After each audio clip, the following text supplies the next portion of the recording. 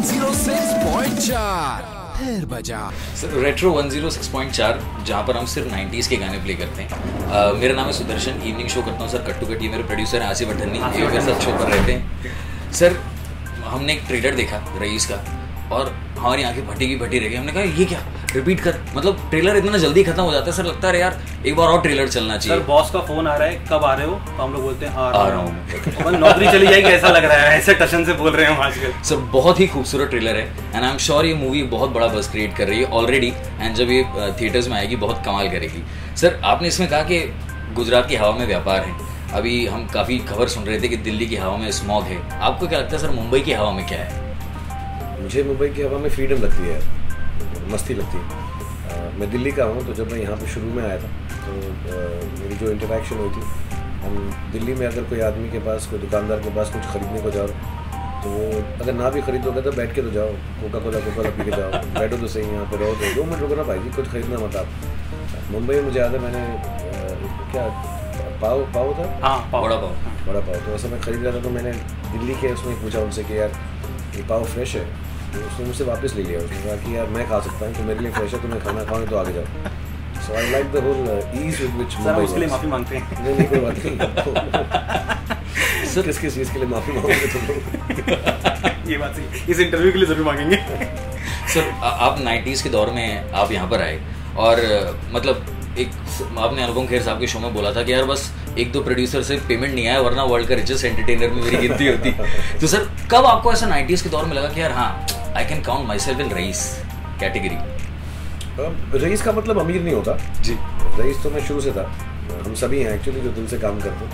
But मैं यहाँ पर जब आया था यार तो मुझको ऐसा था, मैं बड़ा ही लोअर मिडिल क्लास का आदमी, तो हमको बस लाख रुपए का नाम सुना हुआ था, कैसे होते हैं, दिखते कैसे हैं, या जैसे आज शायद आप लोग बड़े ईज से रेडियो में बोलते हो, मैं हर जगह सुनता रहता हूँ 100 करोड़ की पिक्चर, 200 करोड़, जैसे आराम से बोलते हो, तो उतना आराम से हम लाख को भी नहीं बोलते थे। लाख बहुत बड़ा होता था, लाख लखपति हो गया।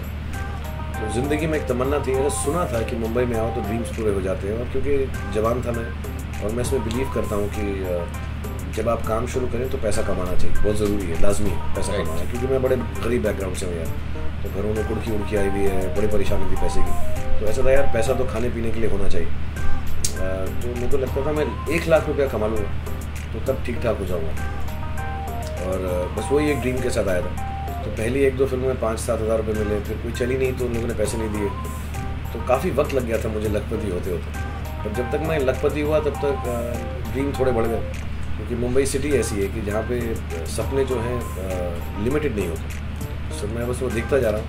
सर पैसे की बात चली है, अब आपने पैसे की बात कर दी, वैलेंटाइंस डे बस आने ही वाला है। हम जैसे सिंगल लड़कों के लिए अभी क्या है ना, वो सेविंग वाला दौर चल रहा है, हम अपने वड़ा पाव भी बचा रहे हैं धीरे धीरे करके।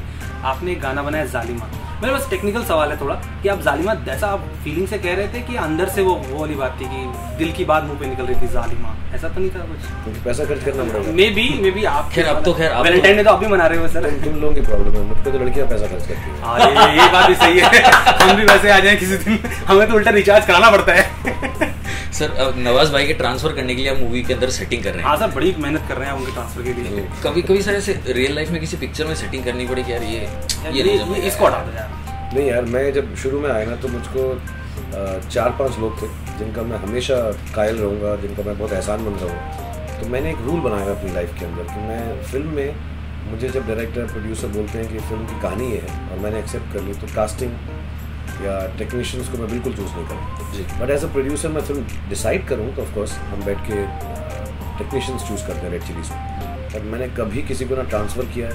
अगर मुझे किसी के साथ काम नहीं करना है तो मैंने चुपचाप से वो फिल्म छोड़ दी। अच्छा। तो बहुत सारी फिल्में जो मैंने ऐसी छोड़ी हैं जिसके बारे में मैं बता नहीं सकता, छोड़ी हैं आपको मालूम होंगी, लेकिन क्यों छोड़ी है वो मैं नहीं बोलूँगा, because then I just feel मैं किसी को निकालूंगा नहीं, मैं खुद को निकाल सकता हूँ। आई थिंक एक्टर की खूबी होनी चाहिए कि अगर मैंने अपने आप के लिए सीन लिखा और किया तो क्या किया, राइट। आपने जो लिखा अगर गलत भी है उसमें बिलीव नहीं किया तो फिर मैं एक्टर जी। और क्योंकि ज़रूरी नहीं होता कि मैं किसी चीज़ में बिलीव करूँ एज एन एक्टर, मैं आपको बिलीव करा दूँ। मैं बहुत चीज़ें करता हूँ फिल्मों में, लड़कियों के साथ स्विट्जरलैंड में डांस भी करता हूँ, छत से भी फेंक देता हूँ,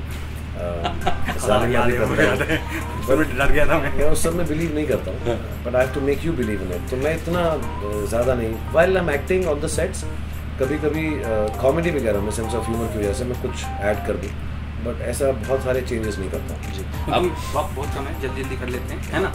मकर संक्रांति हमें आप उसमें आने वाली है, आप पतंग उड़ाते दिख रहे हैं। अब लोग बोलते हैं फिर की पकड़ता अगर कटने से डरता तो सच में कभी पतंग उड़ाई सर? बहुत उड़ाई है मैंने यार। कटी है या काटी है किसी की?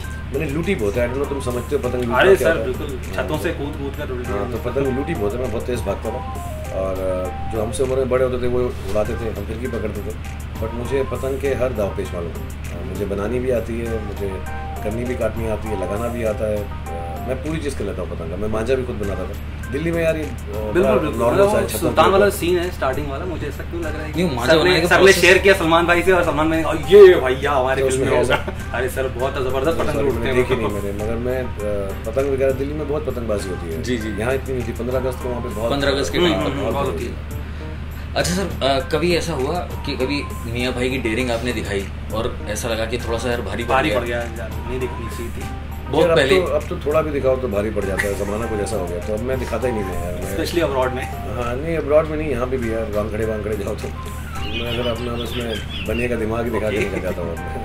चल लेकिन अगर बनिए का दिमाग तो लगाते हैं कहीं ना कहीं फिल्म से प्रोड्यूसर से बात करते वक्त यार? नहीं बिल्कुल नहीं, मैं दिमाग तभी लगाता हूँ जब मुझे गुस्सा आता है, चुपचाप से बैठ के मैं निकल जाऊँ। रेट्रो 106.4 फिर बजाओ।